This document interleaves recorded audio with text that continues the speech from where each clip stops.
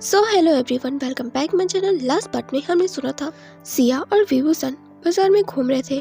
तभी एक लड़का सिया से टकरा जाता है और सिया की कैंडी नीचे गिर जाती है। सिया को गुस्सा आता है और वो उस लड़के के पीछे पड़ गई थी और उससे पैसे मांगने लगी थी।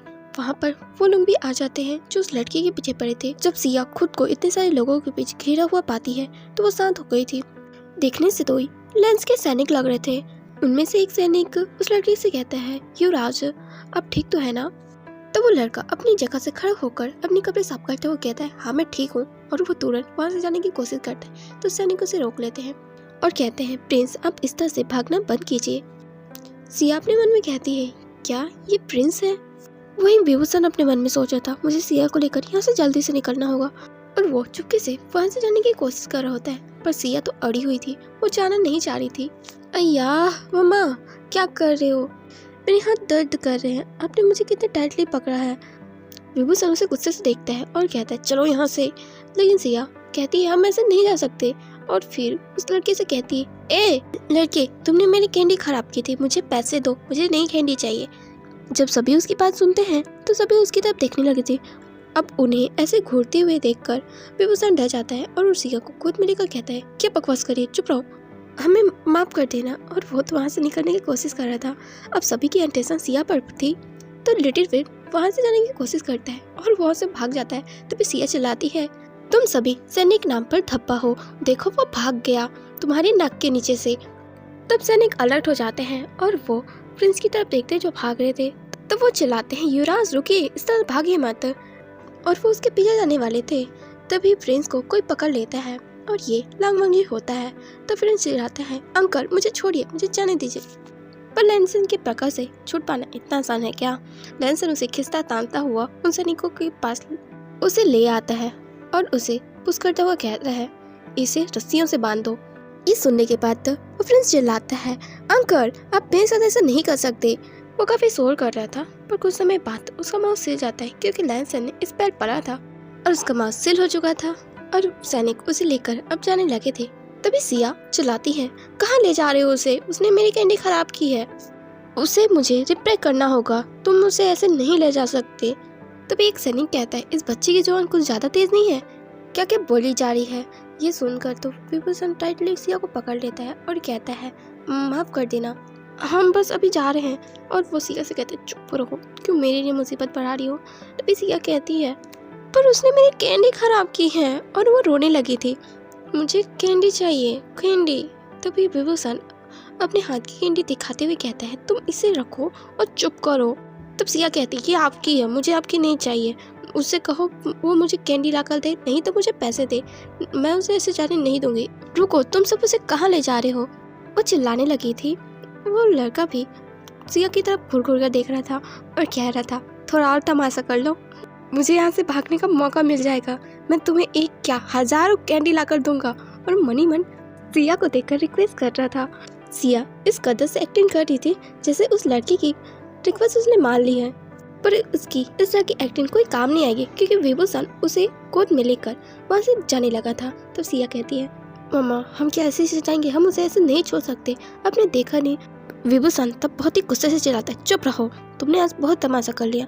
सिया एकदम शांत पड़ जाती है और उसका फेस रोने जैसा हो गया था और उसकी आंखों में तो आंसू भी दिखने लगे थे। जब वो अपना फेस पीछे की तरफ देखती तो लैंसन उनके पीछे पीछे चल रहा था और वो अपने माउथ पर फिंगर रखता है और सिया को शांत रहने के लिए कहता है और उनका थोड़ा करीब आकर सिया को कैंडी दिखाता है। सिया अपना हाथ लैंसन की तरफ आगे बढ़ाती है, लैंसन उसके हाथों में वो कैंडी पकड़ा देता है। तभी विभूषण रुककर पीछे की तरफ देखता है तो लैंसन था। लैंसन उसे देखने के बाद स्टिल चुपचाप खड़ा हो गया था।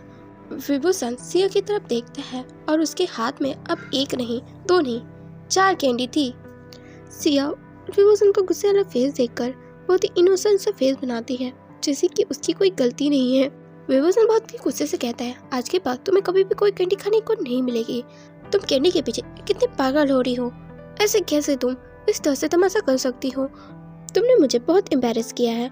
सिया तो बहुत ही अपसेट हो जाती है और उसका माँ फिर देखकर लैंसन कहता है, वो तो बस कैंडी खाना चाहती है, वो तो बच्ची है, उसे समझ नहीं है, वो तो बस जो उसे चाहिए वो मांग रही थी।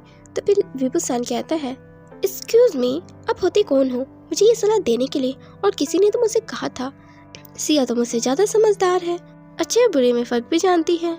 तो क्या उसे नहीं पता कैंडी उसके लिए हार्मफुल है? उसने अगर इसे ज़्यादा खाया तो उसकी स्टमक पेन हो सकता है, उसके तित खराब हो सकते हैं। क्यों सिया, तुम्हें इस बारे में पता नहीं है? ये सुनकर सिया दूसरी तरफ देखने लगती है। विभूषण कहता है अभी के भी कैंडी को नीचे फेंको, पर सिया उन कैंडी को नीचे फेंकने की हिम्मत नहीं कर पा रही थी और उसके मोटे मोटे आंसू निकलने लगते हैं और वो विभूषण से कहती है ये तो पैसों की बर्बादी होगी मामा, अब इस बात को समझिए, मुझे इसे खाने दो।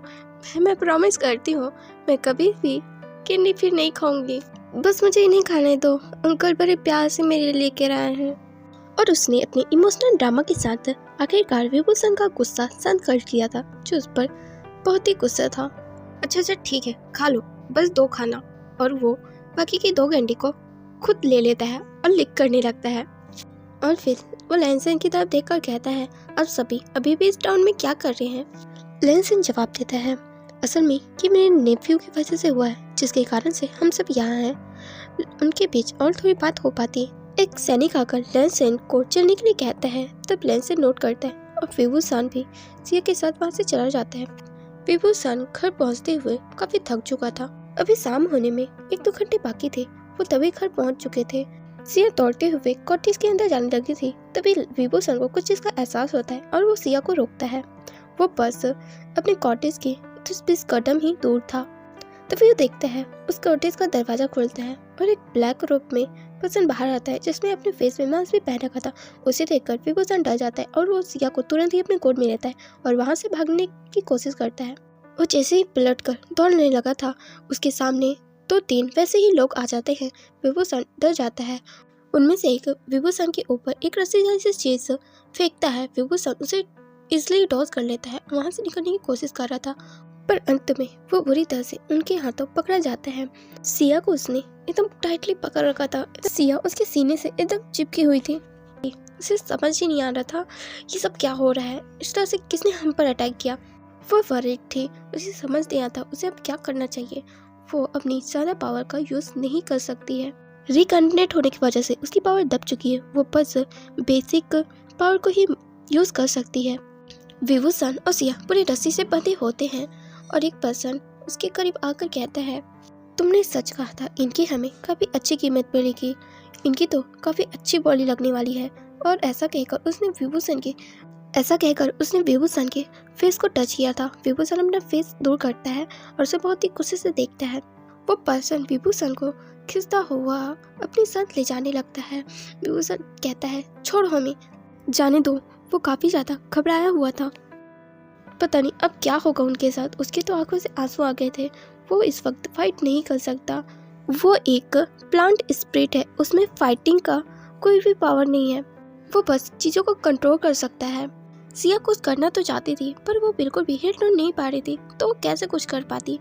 तभी वहाँ हमारे हीरो लैंसन की एंट्री होती है और वो आते साथ उन बेंडेट से कहता है उन्हें जाने दो। वो बेंडेट बिल्कुल अलर्ट हो जाते हैं और वो एक दूसरे के फेस को देखते हुए इशारों से कम्युनिकेट करते हुए कहते हैं ये तो एक कल्टीवेटर है, ये यहाँ क्या कर रहा है। तभी वहाँ लैंसन तुरंत ही उन बेंडेट के ऊपर अटैक कर देता है और 2 बेंडेट विभूषण को खींचते हुए वहाँ से ले जाने की कोशिश कर रहे थे। जो बेंडेट लैंसन के साथ फाइट कर रहे थे, लैंसन उन्हें ढेर करके विभूषण को बचाने के जाता है और तुरंत ही जाकर एक बेंडेट के हाथ काट देता है और एक की गर्दन। वो बेंडेट खुद को निहत्था भागता है तो वो भागने की कोशिश करता है, पर लैंसन अब उसे जिंदा जाने देने वाला नहीं था। वो तुरंत ही उसे अपनी शॉर्ट की मदद से मार देता है। विभूषण तो खून देखकर अपनी आंखें बंद कर लेता है और लैंसन उसकी रस्सियाँ खोलता है।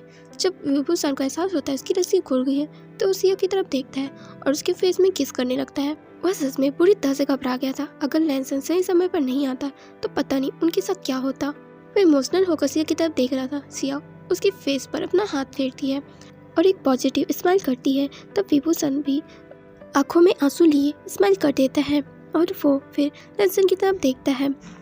अगर आज सही समय पर लैंसन नहीं आया होता तो पता ना जाने उनके साथ क्या होता। ये बेंडेट उसे पकड़कर कहाँ ले जाते। वो बेंडेट की तरफ देखने लगा था, तभी वो बेंडेट की बॉडी अचानक जलकर खाक हो जाती है। विभूषण तो ये देखकर शौक हुआ था। तभी लैंसन कहता है ये बेंडेट गुलामों की सौदागर की है, मुझे लगता है तुम दोनों का यहाँ रहना अब सेफ नहीं है। उसकी नज़र तुम पर पड़ गई है, तुम लोग यहाँ अकेले ही रहते हो, तो तुम लोगों को किडनैप करना बहुत आसान होगा। तुम लोग यहाँ सेफ नहीं हो, मैं तुम्हें हर बार बचाने के लिए यहाँ अवेलेबल नहीं होगा। अगर तुम मेरी सलाह मानो तो तुम मेरे साथ क्लाउड से चलो। ये सुनने के बाद विभूषण कहता है, क्या? नहीं, हम ऐसा नहीं कर सकते। तब लैंसन कहता है, पर क्यों? और उसकी आवाज़ थोड़ी ऊंची हो गई थी। विभूषण सिया को टाइट पकड़ता है और कहता है, कंसर्न के लिए थैंक यू, बट इसकी ज़रूरत नहीं है। हम इस जगह को छोड़कर कहीं और चले जाएंगे, या फिर मैं वापस से स्प्रिट वेरी चला जाऊंगा। ये सुनकर लैंसन कहता है, और क्या सिया वहाँ सर्वाइव कर पाएगी? तुम ऐसे इसकी मदद से सर्वाइव कर पाओगे, लेकिन सिया नहीं कर पाएगी। समझो इस बात को और मेरे साथ क्लब से चलो। ये सुनकर विभूषण कहते हैं, तुम जीत क्यों कर रहे हो? लैंसन कहते हैं, मैं जिद नहीं कर रहा हूँ, तुम जिद कर रहे हो। विभूषण अपने हेड डाउन करता है और वो घबराया हुआ था। लैंसन डीपली उसका नाम लेता है। विभूषण उसकी तरफ देखता है, फिर गहरी सांस लेकर वो सिया को वहाँ से लेकर जाने लगता है। लैंसन कहता है, कहाँ जा रहे हो? विभूषण की कोई नहीं सुनता और वो सिया को कॉटेज में रहने के लिए कहता है। सिया नोट करती है। विभूषण बाहर आता है। तब लैंसन कहता है, क्या तुम मेरे साथ चलोगे या नहीं? ये सुनकर विभूषण कहते हैं, तुम इस तरह से बर्ताव क्यों कर रहे हो? लैंसन अब कहता है, क्योंकि मुझे पता है तुम सेफ नहीं हो, उसके बावजूद मैं कुछ भी नहीं करूं। तुम एक कल्टिवेटर इस काम का जिसने मेरी मदद की है, मैं उसे अकेला मुसीबत में नहीं छोड़ सकता। मुझे तुम दोनों को प्रोटेक्ट करना है। ये सुनने के बाद विभूषण कहता है, इस तरह की बातें करना बंद करो। क्या तुम्हें पता नहीं है मैं तुम्हें पसंद करता हूँ? क्या ये बात तुम भूल चुके हो? तुम क्यों मेरी उम्मीद को बढ़ा रहे हो? और क्या तुम्हें पता है असल में सिया ऐसा कहती हुए उसकी आँख भर आई थी। तभी लैंसन उसकी गालों पर अपना हाथ फेरता हुआ कहता है, वो मेरी बेटी है, मुझे पता है, मैं एक कल्टिवेटर हूँ विभूषण। ये जानना मेरे लिए मुश्किल नहीं है। तुम्हें ऐसा क्यों लगता है मैं उसे हार्म पहुँचाऊँगा? बल्कि मैं उसके साथ तुम्हें भी प्रोटेक्ट करना चाहता हूँ। ये सुनने के बाद विभूषण कहता है, क्या सच में तुम उसे कुछ भी नहीं करोगे? लैंसन कहता है, कभी भी नहीं, मैं उसे हार्म पहुँचाने के बारे में सोच भी नहीं सकता। ये सुनने के बाद तो विभूषण की आंखों से आंसू छलक आते हैं, जैसे कि उसका अब सारा बोझ उतर चुका है और वो लैंसन को हक कर लेता है और फुट फुट के रो रहा होता है। लैंसन पहले जो शॉक्ड हो गया था वो उसके बालों पर अपने हाथ फिराने लगता है। विभूषण अलग होकर स्माइल कर रहा होता है, फिर उसकी स्माइल गायब हो जाती है और वो कहता है, पर तुम अपने एल्डर को क्या समझाओगे? मैं नहीं चाहता तुम सिया को अपनी डॉटर के रूप में इंट्रो दो। मैं जानता हूँ मैं थोड़ा सेल्फिश बन रहा हूँ, पर प्लीज़ मैं तुम्हारे बारे में उसे कुछ भी नहीं बताना चाहता। हम क्लाउड से तो जाएंगे, बस एक सर्वेंट की तरह। ये सुनकर तो लैंसन शॉक होता है और वो कहता है, विंग क्या कह रहे हो? तभी विंग कहता है, सिया के बारे में कुछ ज़रूरी बातें हैं जो तुम्हारी जानना ज़रूरी है। सिया नॉर्मल नहीं है, उसके लिए कल्टिवेशन हार्मफुल है। असल में उस फॉरेस्ट में जब तुम पॉइजन से इफेक्ट थे तो तुम्हारी जान बचाने के लिए मैंने तुम्हारी बॉडी से पॉइजन ब्लड को अपने अंदर ले लिया था और एक फ्लावर में इकट्ठा कर दिया था। और जब हम दोनों एक दूसरे से अलग हो गए थे, कुछ महीने बाद ही उस फ्लावर से फूल खिल गए थे और इस तरह सिया का बर्थ हुआ था। सिया तुम्हारी अंश जरूर है, पर वो पॉइजन ब्लड से इफेक्टेड है। अगर उसने कल्टिवेशन किया वो दूसरों के लिए हार्मफुल तो है, वो उसके लिए भी हार्मफुल है। मैं डरता हूँ उसे कहीं कुछ हो ना जाए। मैं बस चाहता हूँ वो सेफ रहे और खुश रहे। लैंसन तक कहता है, मैं जिम्मेदारी लेता हूँ, मैं उससे कुछ भी नहीं होने दूंगा। ये सुनकर विभूषण स्माइल करते हुए कहता है, लज्जा, तुम इतनी जल्दी अपने फादर के रोल में कैसे आ सकते हो? मुझे तो ये समझने में प्रोसेस हुआ था मैंने सच में एक बेबी को क्रिएट किया है, और वो जब मेरे हाथ में थी तो मैं यही सोच रहा था मैं अब इस बच्चे को कैसे संभालूंगा। पर वक्त के साथ मैं उसे संभालना सीख गया और उससे मुझे लगाव भी हो गया। वो थोड़ी सी हरकतें करती है और कभी कभी ऐसा दिखाती है वो जैसे बहुत बड़ी है, बहुत मैच्योर है। और ऐसा कहकर विभूषण स्माइल करने लगा था और उसकी स्माइल देखकर लैंसन कहता है, मैंने बहुत समय बाद तुम्हारी ऐसी स्माइल देखी है। वो दोनों एक दूसरे में आंखों में देखते हुए खो चुके थे। वहीं दूसरी ओर सिया कॉटेज में बैठे बैठे इन दोनों की सारी बात सुन चुकी थी। वो एक स्टिक की मदद से अपने कानों को साफ करते हुए कहती है, हाय हाय, मैं क्या करूं, मेरे कान कुछ ज़्यादा ही तेज है, मैं नहीं सुनना चाहती, पर मैंने सब कुछ सुन लिया और अब मेरा माइंड ब्लास्ट कर जाएगा। ये सब चल क्या रहा है? पूरी कहानी पलट चुकी है। ऐसा तो कुछ भी नहीं हुआ था पिछली लाइफ में। बाबा खुद हमें ले जाना चाहते हैं क्लाउड रिसेस। ओह गॉड, ये क्या हो रहा है? मैंने तो प्लान बनाया था क्लाउड रिसेस ना जाने का, पर अब क्या करूं? क्लाउड रिसेस जाना तो मेरी डेस्टिनी में है। पर चीजें इतनी कैसे बदल गई। मैंने तो कुछ भी बदलने की कोशिश नहीं की थी, बस मैंने तो विभूषण से कोई जिद नहीं की थी क्लाउड से जाने की। तो ये अब सब क्या हो रहा है? ऊपर से ये बैंडेड, ये हम पर ऐसे कैसे अटैक कर सकते हैं? पिछली लाइफ में जब मेरा इनका सामना हुआ था तो मैं कम से कम 8-9 साल की थी। ये मेरे रिबॉर्न होने की वजह से चीज़ें इतनी कैसे बदल गई? अब मुझे क्या करना चाहिए? ऐसा कहते हुए वो विंडो से अब लैंसन और विभूषण को झांकने लगी थी और उन्हें देखते हुए सोचती है, आई तो बाबा को पसंद करती है, पर बाबा को क्या? पिछली लाइफ जी के आने के बाद से मुझे ये एक्सपीरियंस हो गया है लोगों को पहचानने का, और बाबा के वर्ड से ज़्यादा उसके एक्शन मायने रखते हैं और उन्हें देखकर लगता है उनके दिल में फीलिंग है, तो फिर वो क्यों एक्सप्रेस नहीं करते? क्यों वाटर खींच रखा है? मुझे इन्हें पुश करने की ज़रूरत है ताकि ये जल्दी जल्दी अपने बीच की दूरी को ख़त्म कर सके। सिया, अब इन्हें एक करने की जिम्मेदारी तेरी, तो रेडी हो जा। इसके लिए तुझे क्लाउड से जाना होगा। और इसी के साथ ये वाला पार्ट यहीं एंड होता है। आगे की एक्सप्लेनेशन काफ़ी इंटरेस्टिंग होने वाली है, तो चैनल पर बने रहें। स्टोरी अच्छी लग रही है तो प्लीज़ लाइक कमेंट सब्सक्राइब कर देना। Good bye.